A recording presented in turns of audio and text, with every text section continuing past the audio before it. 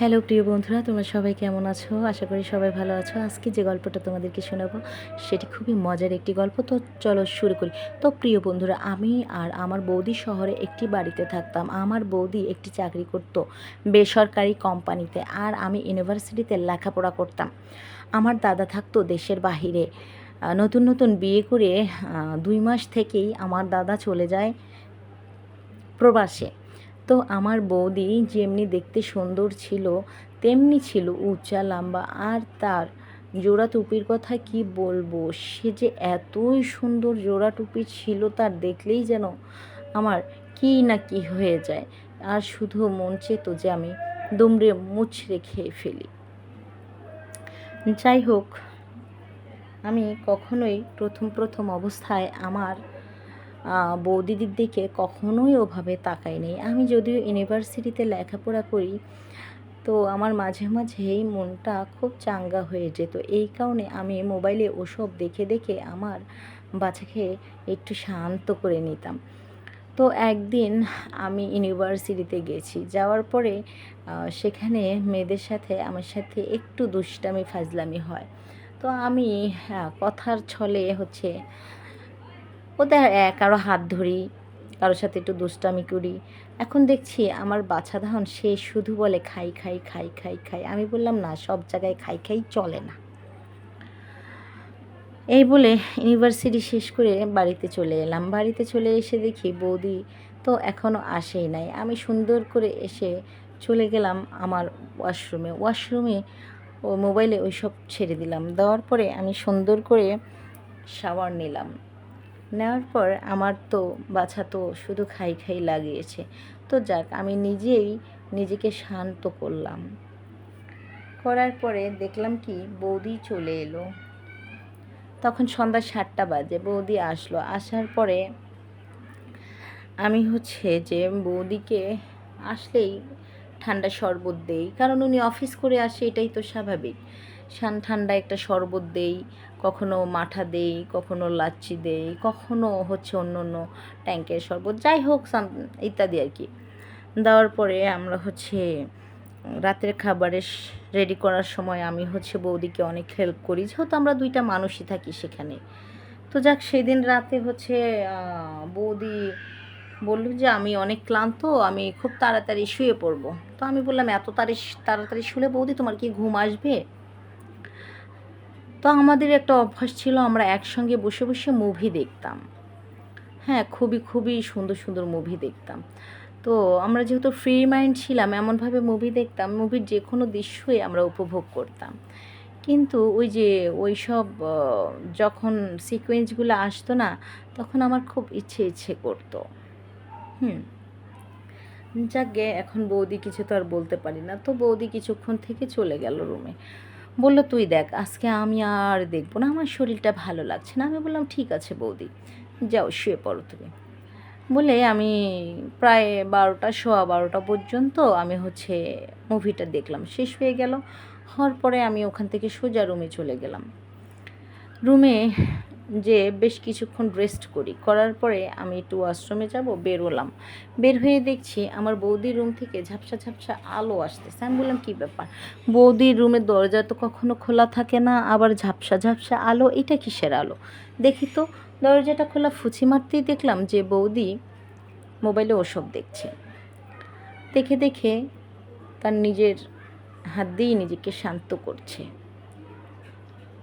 তো আমি না দেখার ভান করে আবার মাথাটা বের করে নিয়ে ওয়াশরুমে চলে গেলাম। যাওয়ার পর ওয়াশরুমটা সারলাম। তারপরে চুপচাপ করে ঘরে চলে গেলাম। অন্যদিকে বারবার এই খেয়াল আসছে আমার মনে। আমি শুয়ে পড়েছি, কিছুতেই আমার ঘুম আসছে না। আমি শুধু ভাবছি, এটা কি করলো? এটা কি করছে বৌদি? ওফ, মাথা যেন খারাপ, কিছুই বলতে পারছি না। যাকগে, তারপরে আমারও তো বাছা শুধু বলছে দেখাই দেখাই, তো আমিও শুরু করে দিলাম ঘরে। তারপরে শরীরটা অনেক দুর্বল হয়ে গেল, ঘুমিয়ে পড়লাম। ঘুম থেকে উঠলাম, সকালে উঠে দেখলাম যে না, বৌদি খুবই স্বাভাবিকভাবে আমরা ব্রেকফাস্ট করলাম, করে বৌদি চলে গেল অফিসে। আমি ইউনিভার্সিটির জন্য বের হব, কিন্তু আমার মাথায় ওই একটা জিনিসই ঘুরতেছে তো যাক, আমি ওই অবস্থায় চলে গেলাম ইউনিভার্সিটি। এখন ইউনিভার্সিটিতে গিয়েছি, যাওয়ার পরে মানে আমার ওই মাথা থেকে কিছুতেই সরছে না, এটা আমি কী দেখলাম। এমনিতে বৌদি যদিও মানে স্মার্ট সুন্দর ছিল, সে কিন্তু টাইট ফিটিং জামা কাপড় কখনোই পরতেন না, খুব লুজ লুজ জামা কাপড় পরতেন। সেই লুজ জামা কাপড় উপর দিয়েই সব কিছু যেন ফুটন্ত ফুলের মতো ফুটে থাকতো, দেখতে খুবই দারুণ লাগতো।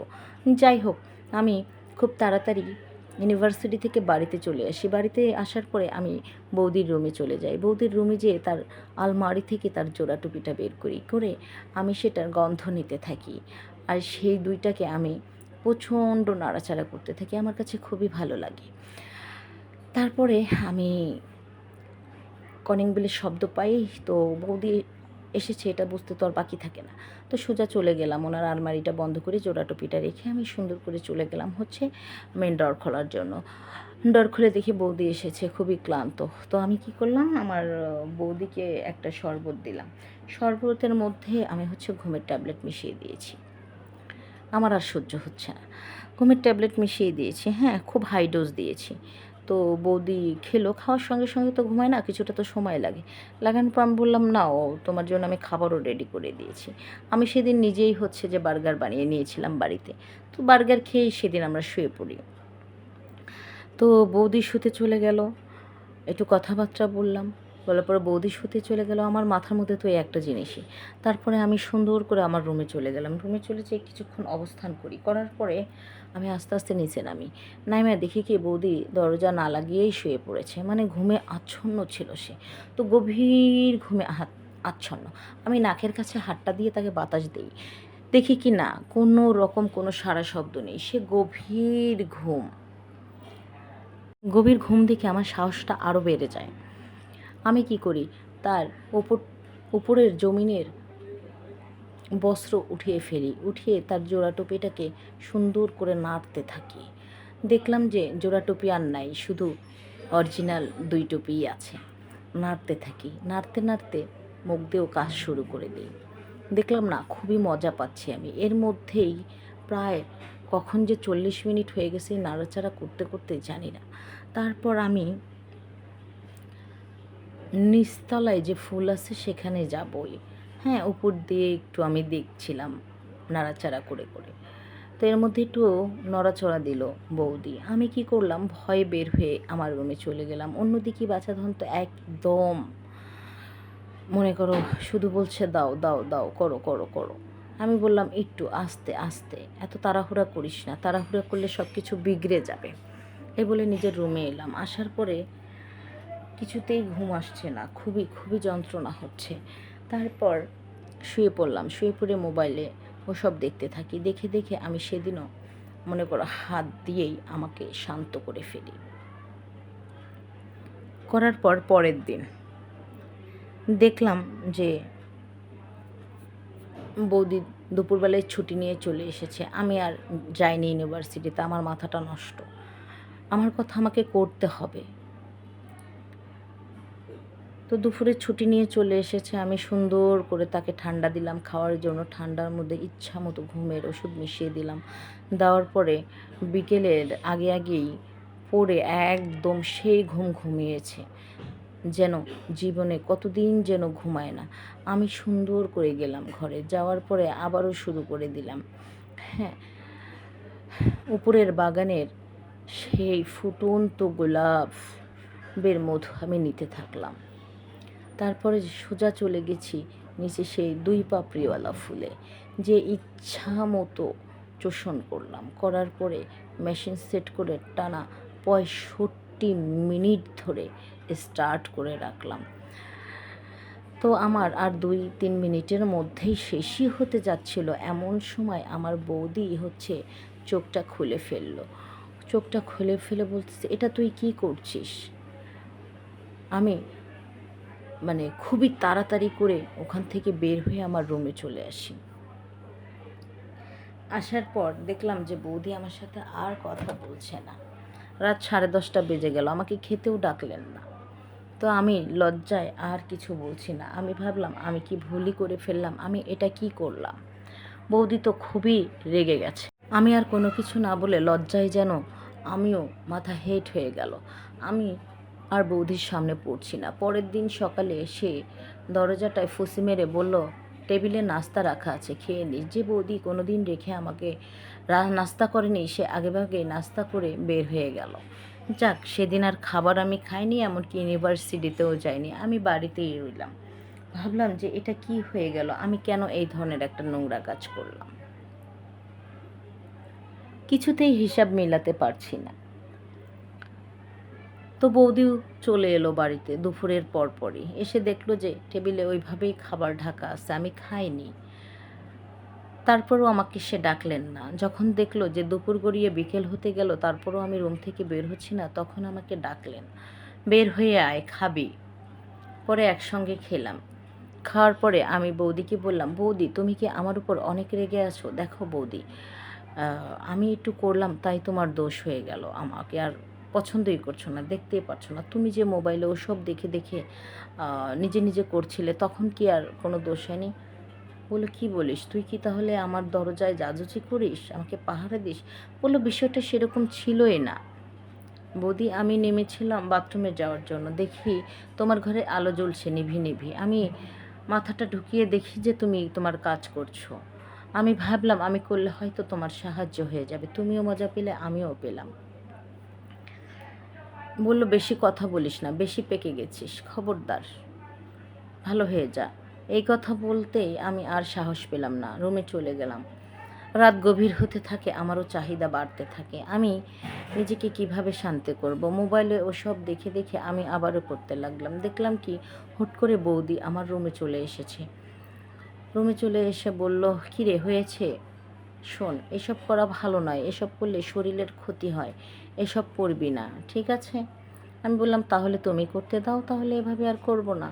তুমি দিলেই তো হয়, কোথায় ক্ষয় হয়ে যাবে বলো?